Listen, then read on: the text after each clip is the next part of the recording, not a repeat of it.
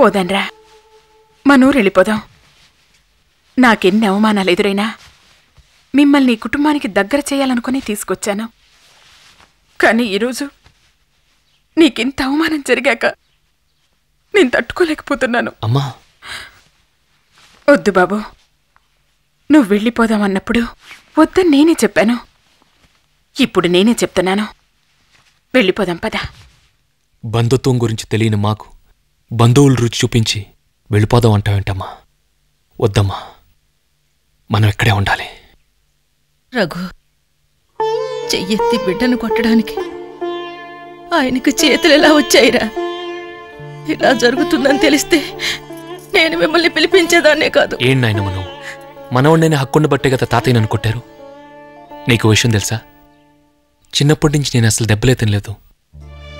ఒక్కడినే కొడుకు నాన్న నన్ను ఎప్పుడూ కొట్టలేదు. తండ్రి లేనివాడినని అమ్మ నా మీద ఎప్పుడు చేయి చేసుకోలేదు. అసలు చిన్నప్పటి నుంచి నేను ఇక్కడే పెరుగుంటే స్కూల్కి వెళ్ళినందుకు తాతయ్య నన్ను కొట్టుండేవారు కదా. మార్కులు సరిగా రాకపోతే నెత్తి మీద ఒకటి వేసేవారు కదా. అవన్నీ తప్పించుకొని ఇవాళ ఒకటి తిన్నాను. అసలు మీరందరూ తాతయ్య నన్ను కొట్టినందుకు బాధపడుతున్నారు కదా. కానీ ఈ విధంగానైనా తాతయ్య నన్ను మొదటిసారిగా తాకినందుకు ఆనందపడుతున్నాను.